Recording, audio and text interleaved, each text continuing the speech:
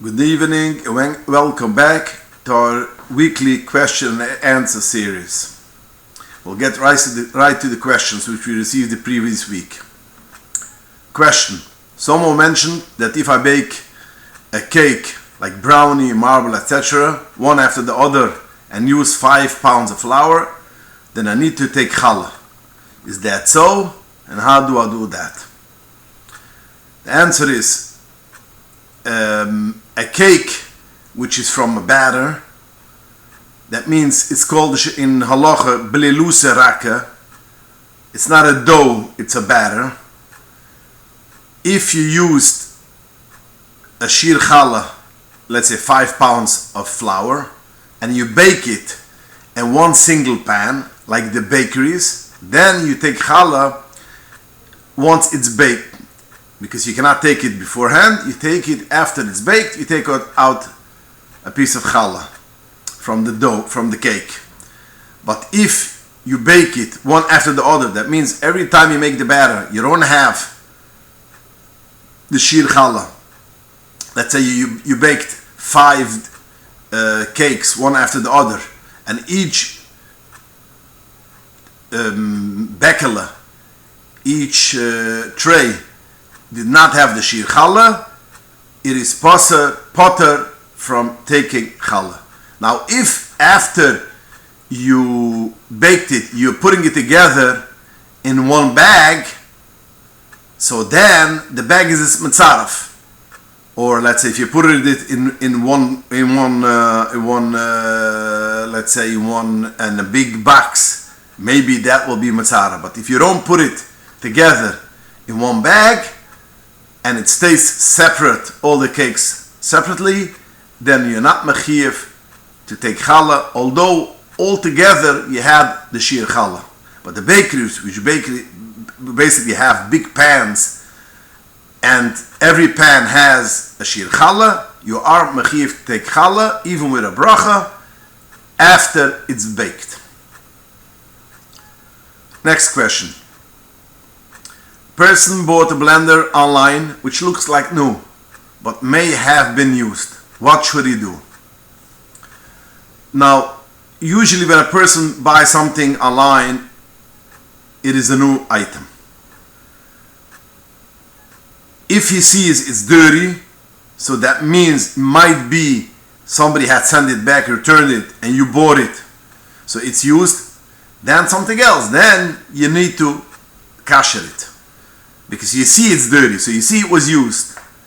But if you did not see any dirt and it looks new, like you mentioned in your question, it looks new, there's no reason that you should think it's not new, and therefore you don't have to do anything. In Befrat, you have another tzirev that even if somebody had used it, it's eine b'yoyma, so it's only a drabonon. So it's a sufik derabonon. So therefore, if a person buys something online or from a store, he does not have to think that it was used. If a thief sees it's dirty, so that means he knows for sure it was used, then it's something else, then it's kedai shet kashit because it might be non-kosher. Question. How many coins do I need to give for pidyon haben? Because lately I see people give only 4 coins, not 5 coins. Very good question.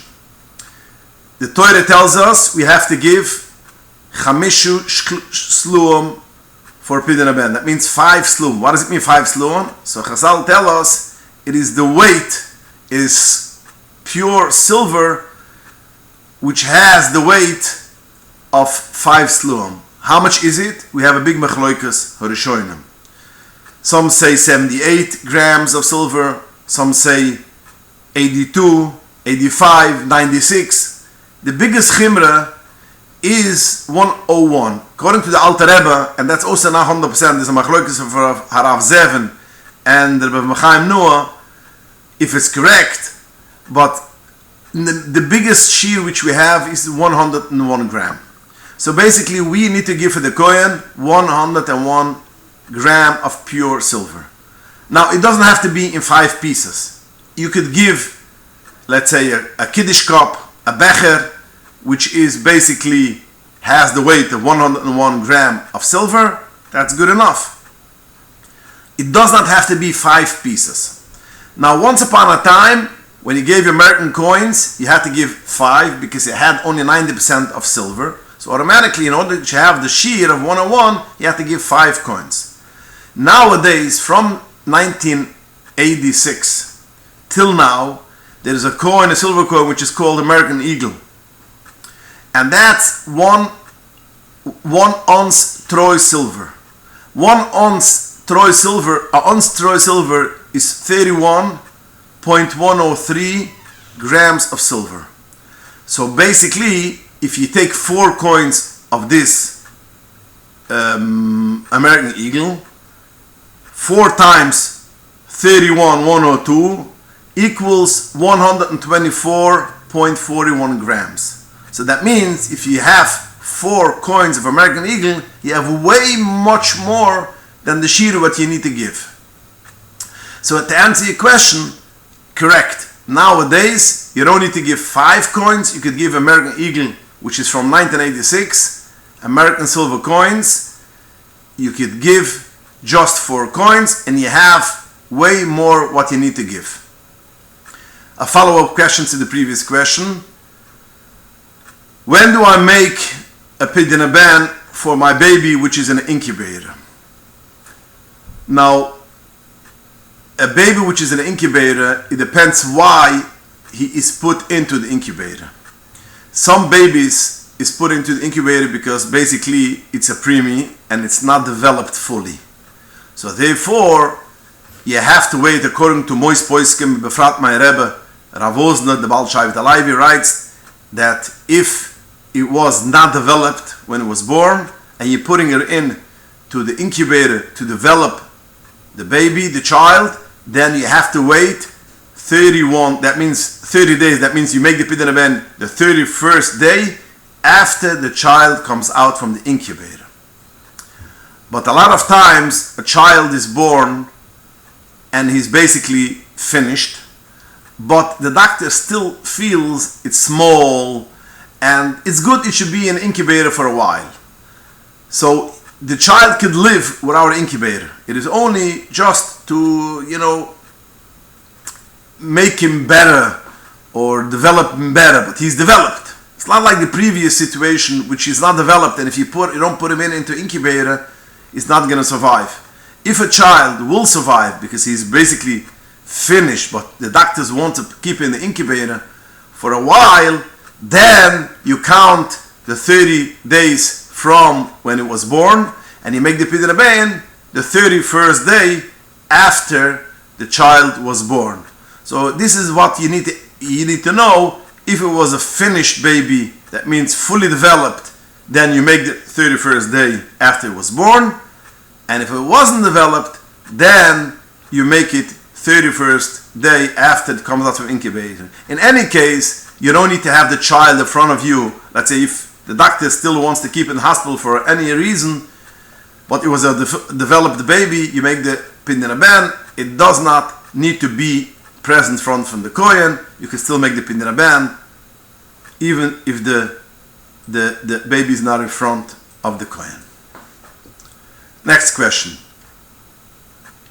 A lady which Rahman al-Islam, the mother died in another state, and the levaya is going to be the next day, and she's going to follow the funeral through FaceTime, Zoom, etc. When does she start Shiva and when does she make Kriya? And the answer is she starts right away. This that she's going to watch it, the Levaya, through Zoom, does not mean that the Levaya is the next day, and since she's not there by the Levaya, the other state, she has to start Shiva right away and do Kriya right away. It is as if she hears the Levaya through phone. So for sure, it doesn't mean that she's by the Levaya.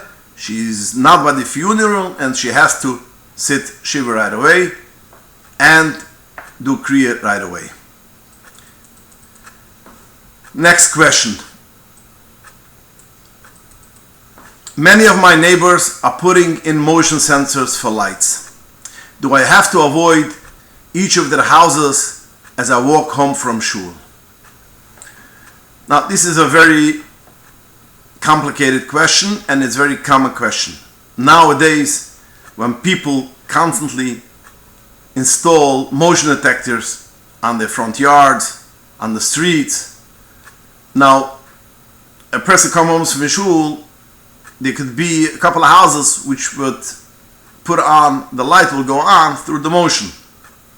Does he have to make a whole hakufa and go around all the blocks in order not to go through the sensor?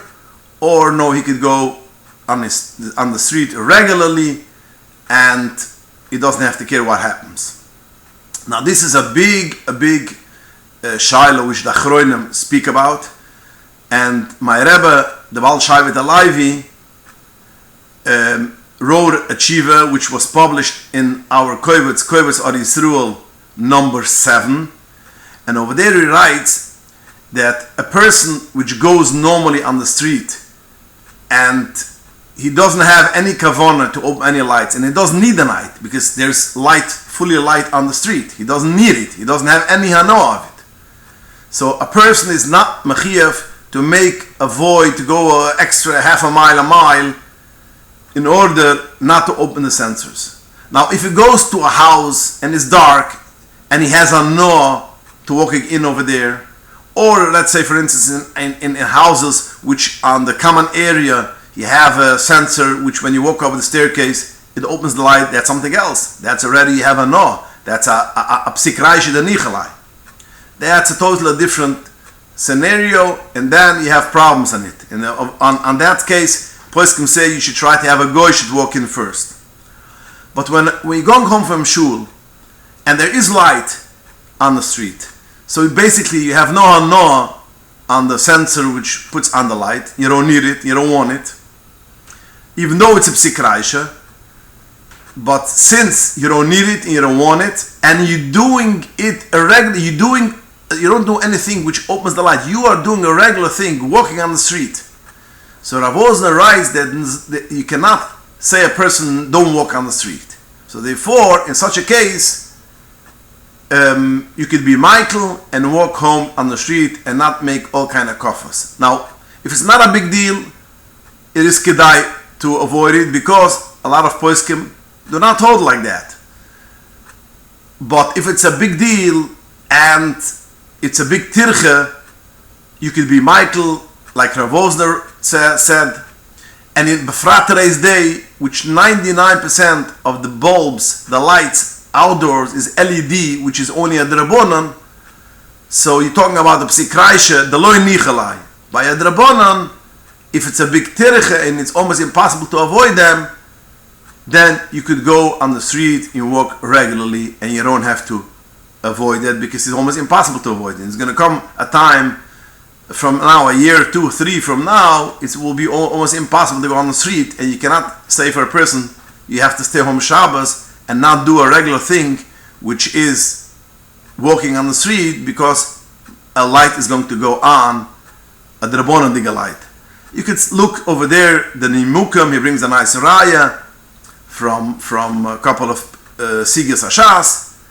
Again, not everybody agrees with it, but in a way which is a drabonan LED lights, you could be soymech on Rav Osner.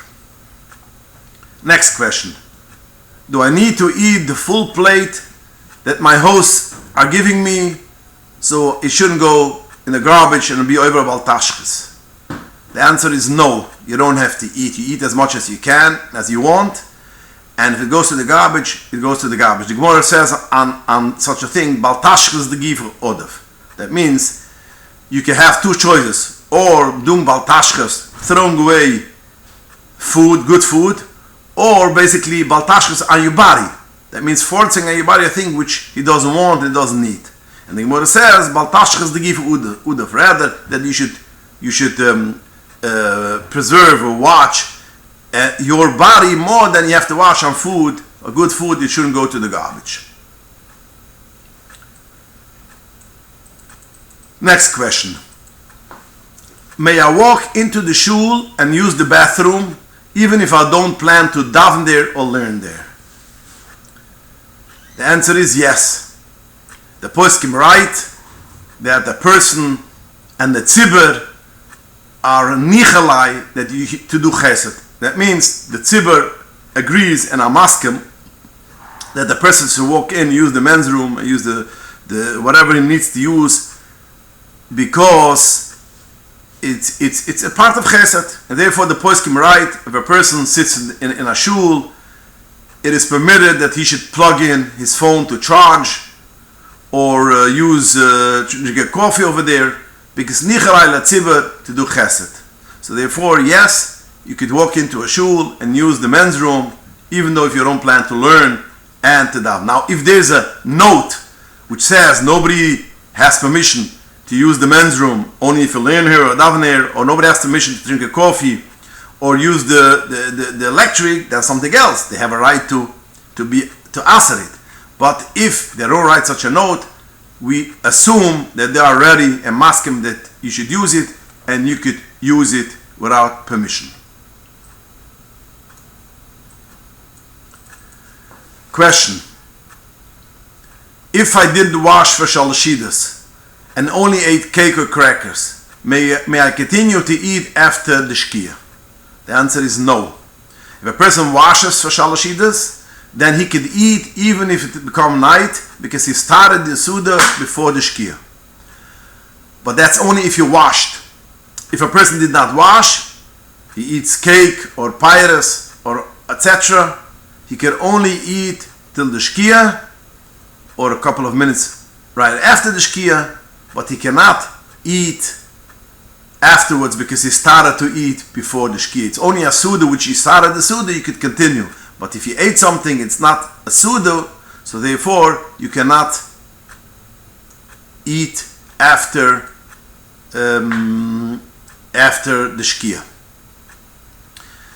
Question: my mother gave me some svarim from my grandfather's house after he passed away.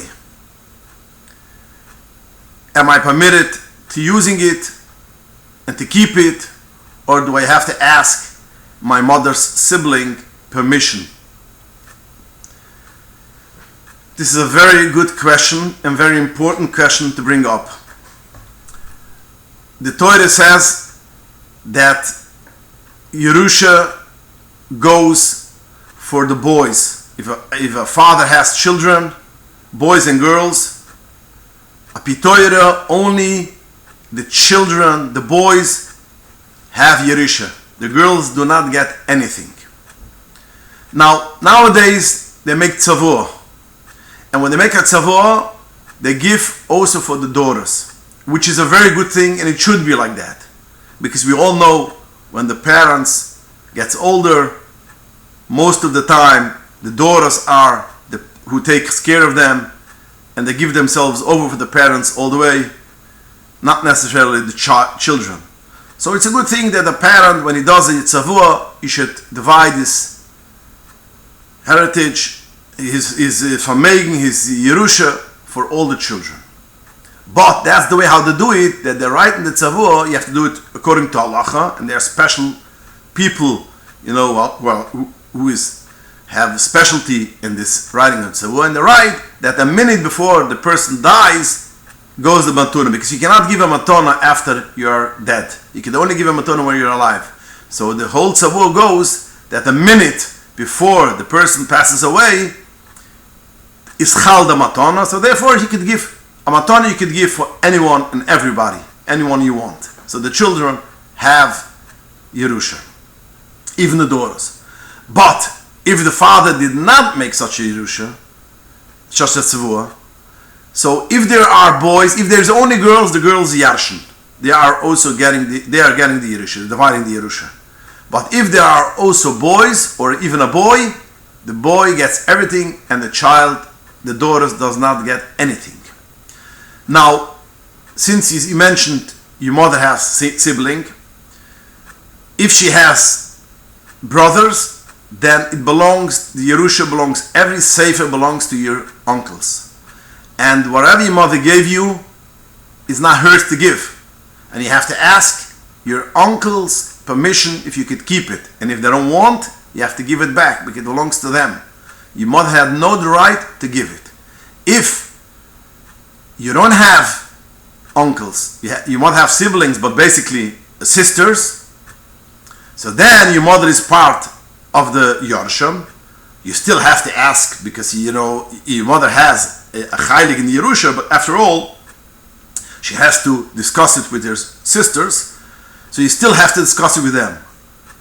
Because at least they should know that a part of the Yerusha your mother took already by taking that books. That's Sforim.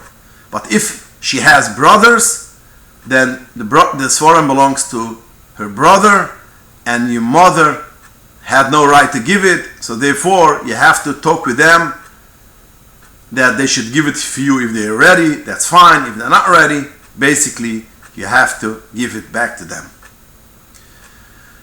Okay, we'll stop here, and please join us for the next week's shir and submit your questions to inbox@Anash.org. Good night and have a wonderful week.